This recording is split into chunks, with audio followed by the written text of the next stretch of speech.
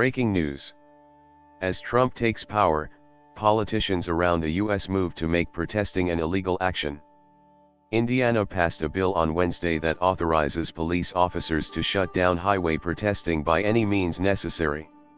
SB 285, as it is known, obliges a public official to dispatch all available officers within 15 minutes of discovering any assembly of 10 or more people who are obstructing vehicle traffic. The bill then authorizes the responding officers to clear roads by any means necessary. Critics are calling it the Block Traffic and You Die bill, an apt name for a bill that has co-opted the phrase any means necessary, used famously in speech delivered by Malcolm X during the civil rights movement, turning it into a threat against government dissent, with no apparent awareness of the irony. SB 285 is among a collection of increasingly hostile anti-obstruction laws that have been quietly submitted in states around the nation over the past few months. A report by The Intercept published Wednesday tracked 5 such anti-protest laws introduced by Republican lawmakers in different states, 4 of which are currently pending. One of the most disturbing among them is House Bill N-1203, a bill introduced earlier this month by North Dakota lawmaker Keith Kempenich in response to the Dakota Access Pipeline protests. The bill would exempt motorists who hit demonstrators with their cars from any liability in cases where the victims were obstructing vehicular traffic on a public road, street, or highway. This twisted take on protest criminalization comes short of condoning manslaughter as a viable means of crowd control. Also this month, Minnesota State Representative Kathy Lohmer led the effort on submitting H.F. 322, a bill that would reclassify obstructing highway traffic from a misdemeanor to a gross misdemeanor, and would authorize government units to sue protesters for public safety response costs related to unlawful assemblies. The proposed legislation is strikingly reminiscent of Washington State Senator Eric Erickson's proposal to punish protesters as economic terrorists, which Anti-Media first reported on in November. All of the proposed laws share a common trait in that they were all adopted in response to a major protest event in that state.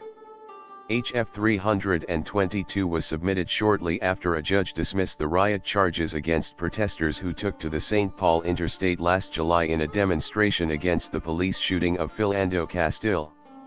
Erickson's economic terrorism bill announcement came just days after anti-fracking protesters blocked railroad tracks in Olympia, Washington. DAPL protests inspired both the Indiana and North Dakota bills. These retroactive responses on behalf of Republican state lawmakers are also seen as preemptive strikes against the threat of increased protests during the Trump presidency. As ACLU staff attorney Lee Rowland expressed in an interview with The Intercept, these so-called obstruction bills are but thinly disguised efforts to squash any government dissent. A law that would allow the state to charge a protester $10,000 for stepping in the wrong place, or encourage a driver to get away with manslaughter because the victim was protesting, is about one thing: chilling protest, Rowland said. Growing tension between government officials and protesters is expected to come to a culmination on Inauguration Day in D.C., where there will already be many barriers in place to limit demonstrations. First and foremost is the Federal Grounds and Buildings Improvement Act of 2011, known as H.R. 347. H.R. 347 is a revision of a 1971 federal trespassing law that made it a crime to willfully and knowingly remain in an area under secret security protection. H.R. 347 removes the word willingly, a legal technicality that effectively lowers the bar on the mental state required to be found guilty under the law. As explained by the American Civil Liberties Union, under the original language of the law, you had to act willfully and knowingly when committing the crime. In short, you had to know your conduct was illegal. Under H.R. 347, you will simply need to act knowingly, which here would mean that you know you're in a restricted area, but not necessarily that you're committing a crime. Under current federal law, protesting in proximity to an elected official under the protection of the Secret Service, which includes President Trump, is a crime punishable by fine and up to 10 years in jail. Protesting during Trump's inauguration comes with additional complications as the National Park Service reserves a large portion of the inaugural parade route along Pennsylvania Ave and in Freedom Plaza for ticket sales under the exclusive discretion of Trump's Presidential Inaugural Committee, PIC. This means the PIC can refuse to allow protesters along the route.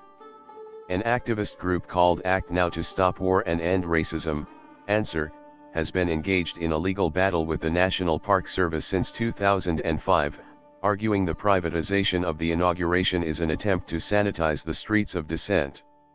While the National Park Service has been controversially setting aside tickets for the PIC since 1980, the issue garnered more attention this year when it was discovered that the sidewalk in front of the Trump International Hotel, a significant site for protesters, would be a part of PIC's ticket-only area. Adding another level of bureaucracy, the Washington Post reported the hotel and plaza in front are actually under the control of Trump's real estate agency, meaning protesters would have to literally ask permission to remain in the space. As the week comes to an end, it becomes apparent that dissent is being criminalized not only nationwide but on multiple fronts.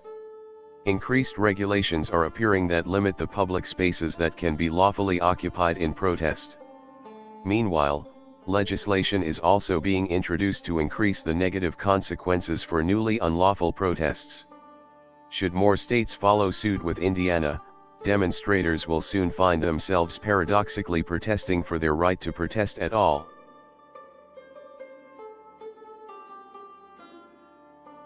Thanks for watching. Don't forget to subscribe and leave your comments.